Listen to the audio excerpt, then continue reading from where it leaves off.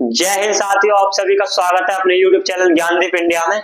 और आज लेके आए हैं क्लास 10 का चैप्टर 6 ट्रायंगल, जिसे हिंदी में बोलते हैं त्रिभुज। इसे स्टार्ट करते हैं। पहली हेडिंग कौन सी है हमारी? त्रिभुज। पहली हेडिंग कौन सी है हमारी? त्रिभुज। त्रिभुज क्या होता है? सबसे कम भुजाओं वाला बहुभुज। सबसे कम भुजाओं वाला बहुभुज, उसे क्या बोलते हैं हम?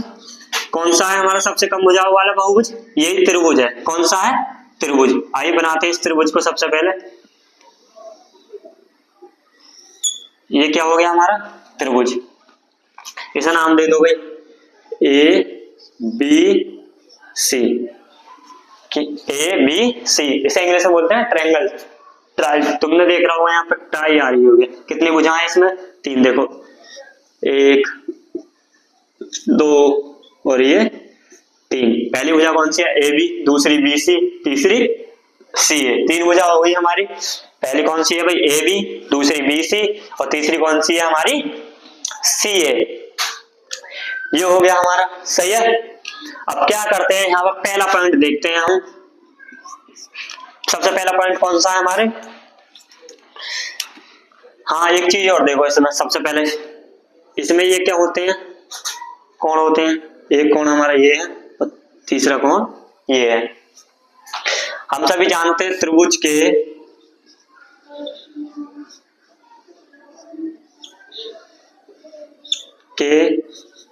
तीनों कोणों का योग। त्रिभुज के तीनों कोणों का योग कितना होता है? 180 अंश। कितना होता है भाई? 180 अंश। अब यहां पे देखो, अगर हम इसे ए को इधर लिख लो भी थोड़ा। अगर हम ए से कोई भी एक कोई भी एक भुजा बढ़ाते हैं, मान लिया हमने ये भुजा बढ़ा दी, इसे नाम क्या दे दिया हमने? डी। ये कौन सी भुजा नाम दे दिया हमने? इसे डी नाम दे दिया। तो ये कौन सा होगा हमारी? बाहरी कोण, मतलब बाहर की तरफ वाला कोण। क्लियर है? सही है। अब इसके कोण का नाम लिख दोगे भाई तुम। क्या करेंगे? देखो मैं सबसे पहले बता दूं, कोणों के जो नाम लिखते हैं हम कैसे लिखते हैं। ये बीच वाला एंगल जो है ये बीच में होना चाहिए हमारा। देखो कैसे? ए बी डी, कोण ए बी डी। बहुत से ऐसा होता है कभी कभी हम तो कोण लिखने नहीं आते, तो क्या करते हैं? सबसे पहले क्या लिखेंगे हम? कोण ए बी डी। नहीं सॉरी, इसे हमें बीच में रखना है ना, तो क्या करेंगे? B A D. क्या करेंगे? B A D. ये हो गया हमारा, बीच में आ गया ये वाला कोण। अगर दूसरी तरह से आप लिखना चाहो, कैसे लिख देंगे? कोण डी ए बी। कोण डी ए बी। दूसरी तरह से ये हो गया, मैंने बताया था ना, ये बीच में होना चाहिए। अब भाई तुमसे पूछा जाए कि ये कौन सा कोण बी ए डी या डी ए बी, यह किसके बराबर होगा? यहां पे लिख लो भाई अगला पॉइंट। दूसरा पॉइंट लिखो, कोण वी ए डी किसके बराबर होगा? तुमसे पूछ लिया जाए भाई ये हमारा बी ए डी कोण किसके होगा? कौन सा होगा? अंतःविमुख कोण के बराबर, इसके और इसके। कोण बी और कोण सी, ये कौन सा है कोण हमारा? अंतःविमुख कोण। कैसे लिखेंगे? सबसे पहले देखो, कोण किसके बराबर होगा? कोण बी प्लस कोण सी। यहां पे लिख दो भाई सीधा सीधा, कोण बी ए डी। कोण बी ए डी, और ये किसके बराबर होगा? कोण बी प्लस कोण सी के। दूसरी स्टेटमेंट ये हो गई हमारी। सही है। अब क्या करेंगे हम यहाँ पे? अगली हेडिंग करते हैं हम। सबसे पहले और देखते हैं इसमें। वैसे इतने ही चीज है हमारी। सबसे पहले देखो क्या करते हैं, यहाँ पे लिखेंगे हम। ये देखो सबसे पहले क्या बनाया हमने? त्रिभुज। त्रिभुज के हमने देखी कितने कोण है इसमें? 3 है। तो कितनी भुजाएं हमारी? 3 ही भुजाएं। ये कौन सा वो कोण हो गया हमारा? बाहरी कोण, यानी मतलब बाहर की तरफ वाला कोण। ये कौन सा हो गया? अंतःविमुख कोण। ठीक है। ये वाला कोण डी ए बी या बी ए डी किसके बराबर होगा? कोण बी प्लस कोण सी के, मतलब दोनों को जोड़ दो। अब भाई सबसे हमने फिर देखा था, कभी कभी हम कंफ्यूज हो जाते हैं कि कौन कैसे लिखे, ए पहले लिखे या डी पहले लिखे या बी पहले लिखे, या फिर बी पहले लिखे या डी पहले लिखे या ए पहले। तो करना कुछ नहीं है, सबसे पहले देखो बीच का कोण कौन सा है हमारा, कौन सा है कोण, या ऐसा लिख लो बी ए डी या डी ए बी, कोण डी ए बी। अब क्या करेंगे हम, अगली हेडिंग कौन सी डालेंगे इसका, यहाँ पे देखो आप, फिर हेडिंग डालेंगे हम कौन सी, यहाँ पे भाई हेडिंग डाल दो, कलर चेंज, सर्वांशम, सर्वांशम। ये कौन, ये हेडिंग होगी हमारी कौन सी, देखो आकृतियों का पता होना सबसे पहले जरूरी है अगर हम त्रिभुज पढ़ रहे हैं तो क्या करेंगे, सबसे पहले देखेंगे सर्वांशम। सर्वांशम की देखो यहाँ पे,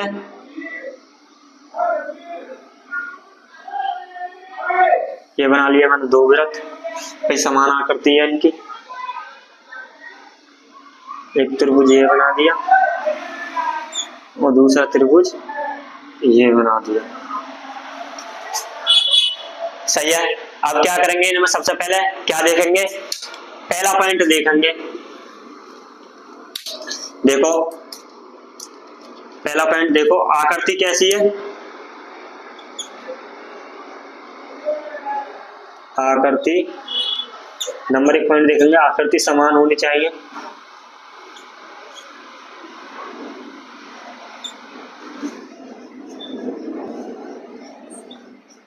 पहला पॉइंट है आकृति समान होनी चाहिए।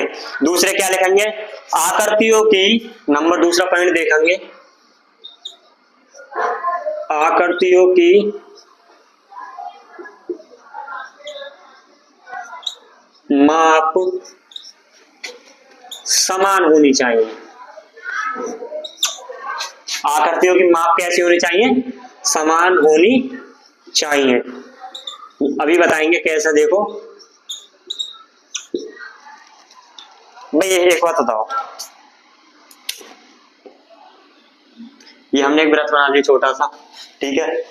अब क्या देखेंगे, क्या ये और ये समान है, आकृति तो भाई इनकी समान है, देखो इनकी आकृति तो समान है, ये भी गोल है और ये भी गोल है, सही है। अब क्या करेंगे हम यहाँ पर, देखो क्या इनकी माप समान है, सपोज करो मैंने ऐसा दे दिया, कितना, इसकी त्रिज्या कितनी दे दी 3 सेंटीमीटर और इसकी मैंने दे दी 1 सेंटीमीटर, क्लियर है। तो क्या इनकी माप समान है, नहीं, तो ये कैसे हो जाएगा, ये वाला त्रिभुज, ये वो सॉरी ये वृत्त कैसा हो जाएगा हमारा, सर्वांशम नहीं है, अगर हम इनके बीच में देख रहे हैं तो। अब देखेंगे आगे, प्लीज इसका स्क्रीनशॉट ले लो, यहाँ पर आकृति का आकार लिख लेना, यहाँ पे क्या लिख लेंगे, आकार, इसका क्या लिख लेंगे, आकृति का आकार समान होना चाहिए। कहने का मतलब है ये आकार कैसे होने चाहिए हमारे, ये आकार कैसे होने चाहिए हमारे, समान, सही है। अब देखते हैं हम अगला पॉइंट। अब आप लोगों के लिए एक प्रश्न है, सबसे पहले देखो प्रश्न करते हैं, यदि एक वर्ग की, क्वेश्चन देखो यहाँ पे, यदि एक वर्ग, यदि एक वर्ग क्या करेंगे कि भुजा, यदि एक वर्ग की भुजा 6 सेंटीमीटर है और दूसरे वर्ग की भुजा 8 सेंटीमीटर है, कितनी है भाई, देखो पहले की कितनी हो गई हमारी 6 सेंटीमीटर और दूसरी कितनी है 8 सेंटीमीटर, तो क्या लिखेंगे, तो दोनों वर्ग सर्वांशम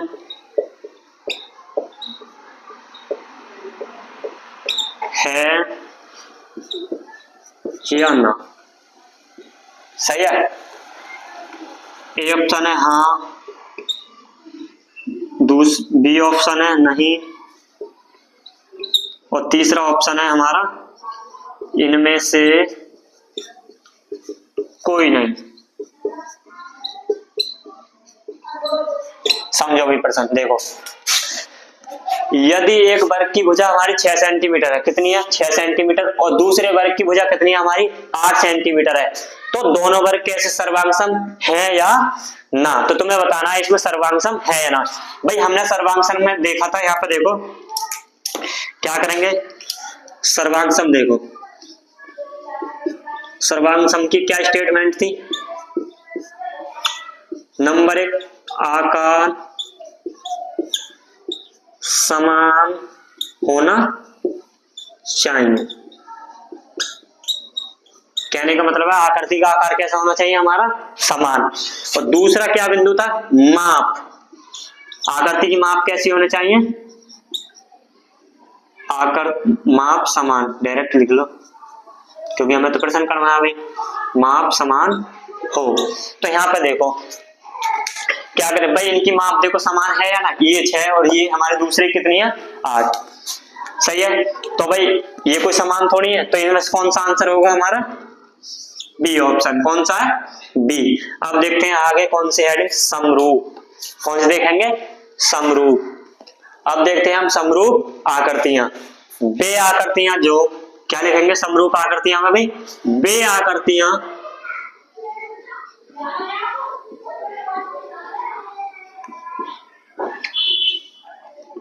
जिनका आकार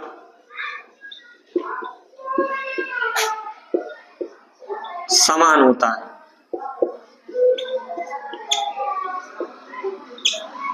क्या लिखेंगे भाई, समरूप आकृतियों वे आकृतियां जिनका आकार कैसा होता है हमारा, समान। लेकिन एक कंडीशन होती है, पहले समझ, इसमें देखो ये त्रिभुज वो बना रहा हूं, सॉरी वृत्त, भाई गोल बन जा ये तो गोल भी नहीं बन रहे, देखो दोबारा बनाते हैं।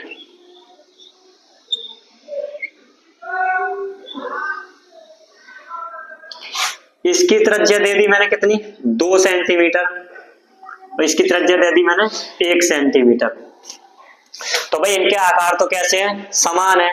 क्या इनकी माप समान है, नहीं। तो ये क्या लिखेंगे, वे आकृतियां जिनका आकार समान होता है वो क्या कहलाते हैं, समरूप आकृतियां। देखो सबसे पहले इस चैप्टर को पढ़ने के लिए हमें आकृति आनी चाहिए, कौन सी कैसी है, समरूप आकृतियां कहलाती हैं। क्लियर है, ये समझ में आ गया।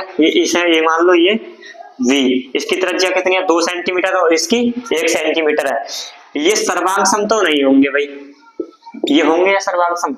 सर्वांगसम की क्या वो कंडीशन हमारी कि उनकी माप कैसी होनी चाहिए, समान। क्या इनकी माप बिल्कुल समान है, नहीं। इसकी 2 सेंटीमीटर और इसकी 1 सेंटीमीटर। क्या करेंगे, ये सर्वांगसम नहीं है, ये सर्वांगसम तो नहीं है भाई। दोबारा देखो 1 मिनट, सर्वांगसम,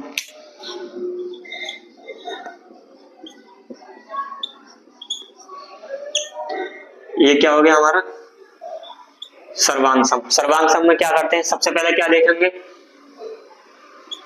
आकार और क्या होती है, माप, आकार और माप। और ये बताओ फिर समरूप में क्या बताया था मैंने अभी, बिल्कुल समरूप में क्या बताया था मैंने, क्या होगा, ओनली क्या होगा हमारा, जल्दी बताओ, ये होगा आकार समान। देखो समझा, यहाँ पे बहुत 2 स्टेटमेंट समझाना चाह रहा हूँ जो विकल्प में पूछे जाएंगे।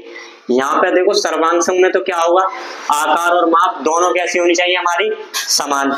यहाँ पे ये दोनों की है भाई माप समान, नहीं है ना, इसकी 2 है और इसकी 1 है, तो ये तो हमारा सर्वांगसम नहीं है। सर्वांगसम में क्या होता है, आकार में माप कैसी होनी चाहिए, बिल्कुल समान। और समरूप में ऐसा क्या है, इनके आकार तो भी समान है और माप बिल्कुल नहीं है, तो इसमें ये क्या होगी हमारे समरूप। देखो ये आकार चलेगा और इसमें माप कैसी भी हो नहीं होती है, ठीक है। अब यहाँ पे एक स्टेटमेंट देखते हैं हम, देखो सर्वांगसम में क्या हो गया, आकार में माप इनके हो गए सेम, सही है। और समरूप में क्या होता है, ओनली आकार। तो यहाँ पे एक स्टेटमेंट यहीं पे देख लो, सभी सर्वांगसम त्रिभुज या सभी सर्वांगसम आकृतियां, सभी सर्वांगसम आकृतियां समरूप तो हो सकती हैं, क्या हो सकती हैं, समरूप। सभी सर्वांगसम आकृतियां कैसी हो सकती हैं हमारी, समरूप। लेकिन सभी समरूप आकृतियां सर्वांगसम नहीं हो सकती। आइए लिखते हैं, पहली स्टेटमेंट लिखो, देखो बहुत इंपॉर्टेंट स्टेटमेंट है। सभी सर्वांगसम आकृतियां, सभी सर्वांगसम आकृतियां कैसी हो सकती हैं, समरूप तो हो सकती हैं,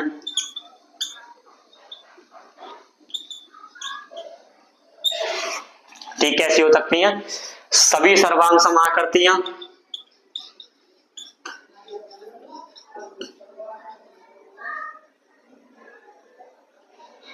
आकृति कैसी हो सकती है, समरूप। लेकिन दूसरे लिखो, लेकिन सभी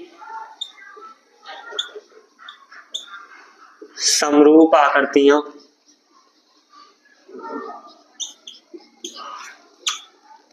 लेकिन सभी समरूप आकृतियां सर्वांगसम नहीं हो सकती।